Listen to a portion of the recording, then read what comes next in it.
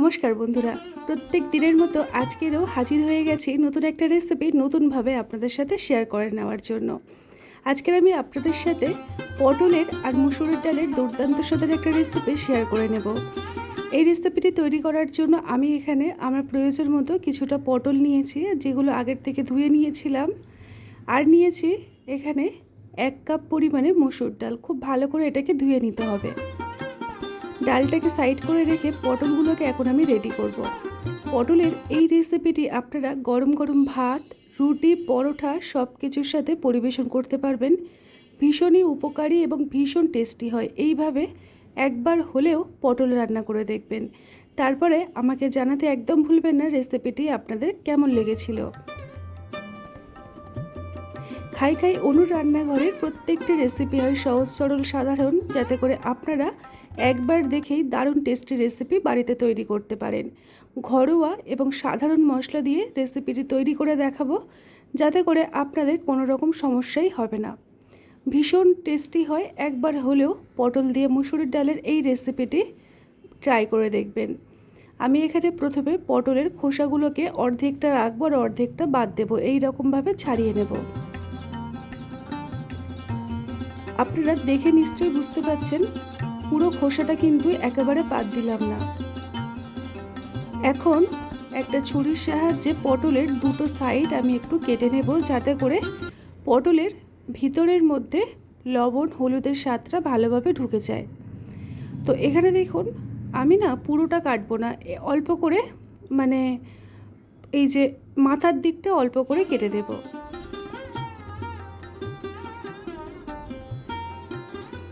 একই রকমভাবে সমস্ত পটল কেটে নিতে হবে, যাতে করে রেসিপিটির দুর্দান্ত খেতে হয়। শেষ পর্যন্ত দেখার আপনাদের কাছে অনুরোধ রইল, স্কিপ করলে কিন্তু রেসিপিটি পুরোটা ভালোভাবে আপনারা বুঝতে পারবেন না।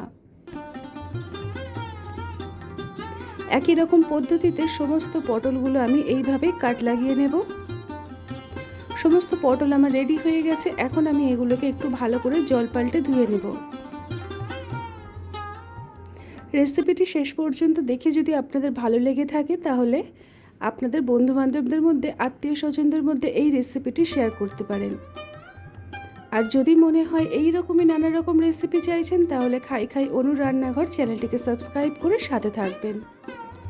এখন আমি একটা কড়াই গ্যাসের উনানে বসিয়ে দিয়েছি, আর এর মধ্যে আমি দিয়ে দেব পর্যাপ্ত পরিমাণে সর্ষের তেল। রান্নাটা পুরোটাই সর্ষের তেলে বানিয়ে নেব। তেলের মধ্যে অল্প একটু লবণ আর অল্প একটু হলুদ গুঁড়ো দিয়ে ভালো করে তেলটাকে গরম করে নিতে হবে। তারপরে একে একে পটলগুলোকে আমি ভালো করে লালচে করে নরম করে ভেজে নেব। বিশেষ করে পটল যদি একটু ভালো করে ভেজে নিয়ে রান্না করা যায়, দেখবেন পটলের স্বাদটা কিন্তু ভীষণ ভালো আসে। আর যদি ভাজা না হয়, তাহলে রান্নার স্বাদ অতটাও ভালো হয় না। এখন ঢাকনা দিয়ে মিনিট 5 কম আঁচে রেখে দেব। তারপরে ঢাকনাটাকে খুলে আবারও ভালো করে সমস্ত পটলগুলোকে ভালোভাবে নাড়িয়ে চাড়িয়ে নেব। মোটামুটি উল্টে পাল্টে পটলগুলোকে আমি সব দিকটাই ভালো করে লালচে করে ভেজে নিচ্ছি।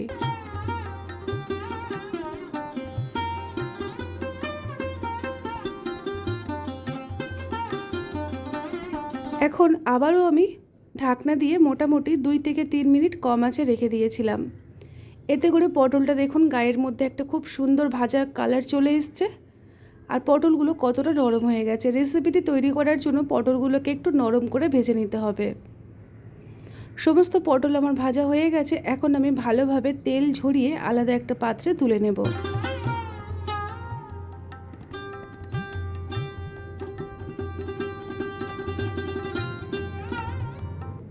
সমস্ত পটলগুলো একই রকমভাবে ভালো করে তেল ঝরিয়ে তুলে নিতে হবে।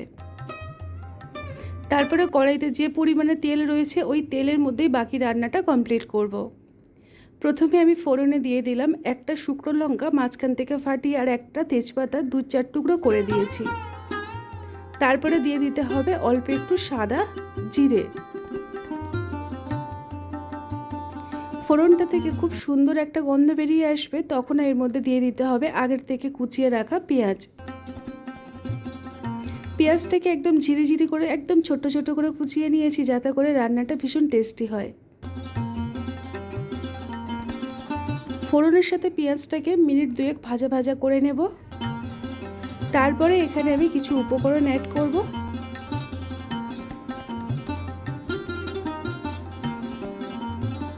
সবার প্রথমে দিয়ে দেব ছোট্ট চামচের 1 চামচ পরিমাণে আদা আর রসুন বাটা। কাঁচা গন্ধটা একটু ভেজে কাটিয়ে দেব, তাতে করে রান্নার স্বাদটা ভীষণ ভালো আসবে। তারপরে আমি একটু জল এখানে অ্যাড করলাম, যাতে করে মশলাটা পুড়ে না যায় এবং তার সাথে কষানোটা ভালো হয়। অল্প একটু হলুদ গুঁড়ো, অল্প একটু লাল লঙ্কার গুঁড়ো, জিরে গুঁড়ো আর দিয়ে দেবো ধনে গুঁড়ো। সমস্ত গুঁড়ো মশলা 4 রকমের আমি এখানে অ্যাড করলাম। আর খুব সুন্দর একটা স্বাদের জন্য অল্প একটু চিনিও এখানে দিয়ে দিয়েছি। একের সাথে দিয়ে দিব আগের থেকে ধুয়ে রাখা মসুর ডাল। মসুর ডালটা রেসিপিটি তৈরি করার আগেই আমি ধুয়ে নিয়েছিলাম, যার জন্য দেখুন খুব সুন্দরভাবে পরিষ্কারভাবে ধোয়া হয়েছে এবং একটু ফুলে যাবে। এতে করে খুব তাড়াতাড়ি নরমভাবে সুসেদ্ধ হয়ে যাবে আর রান্নাটা খেতে ভীষণ ভালো হবে। সমস্ত মশলার সাথে ডালটাকে একটু ভালো করে কষিয়ে নেব। যখন দেখবেন এই রকম শুকনো হয়ে যাবে, তার মানে বুঝতে পারবেন খুব ভালোভাবে কষানো হয়েছে। ঠিক এই পর্যায়ে দিয়ে দিলাম অল্প একটু স্বাদ মতো লবণ, তাতে করে কষানোর সময় ডালের মধ্যে লবণের স্বাদটা ঢুকে যাবে আর ডালটা সিদ্ধ হওয়ার সময় চটপট সিদ্ধ হয়ে যাবে। তারপরে দিয়ে দিতে হবে 1 কাপ পরিমাণে উষ্ণ গরম জল। জলের পরিমাণটা খুব একটা বেশি লাগে না, এই রেসিপিটা হবে একদম গামাখা, সেই বুঝেই আপনারা কিন্তু জল দেবেন। আর মসুর ডাল সিদ্ধ হতে খুব একটা জলের প্রয়োজন পড়ে না। আমি এখানে আরও একটু জল অ্যাড করলাম, কারণ ডালটা পুরোটাই আমার সিদ্ধ করে নিতে হবে। তবে পাতলা জল ডাল আজকের হবে না, একদম গামাখা তৈরি হবে। ঢাকনা দিয়ে মোটামুটি 3 থেকে 4 মিনিট কম আঁচে রেখে দিয়েছিলাম। তারপরে ঢাকনাটাকে খুলে আপনাদেরকে দেখাচ্ছি। যখন দেখবেন ডালটা এই রকম গায়ের গাটা ছেড়ে দিয়েছে এবং একটু গোটা গোটা থাকবে, ঠিক সেই পর্যায়ে পটলটা অ্যাড করে দিতে হবে। পটলটাকে দিয়ে ডালের সাথে ভালো করে নাড়িয়ে চাড়িয়ে সব কিছুর সাথে মিশিয়ে নেব। এই রেসিপিটি এতটা টেস্টি হয়, আপনারা গরম গরম ভাত দিয়ে মেখে খেতে পারবেন অথবা রুটি দিয়েও খেতে পারবেন। অল্প একটু চিনি এখানে অ্যাড করলাম, যাতে এই রেসিপিটি হবে একটু মিষ্টি মিষ্টি। আর আপনারা যদি মিষ্টি পছন্দ না করেন, তাহলে পুরোপুরি স্কিপ করে যাবেন।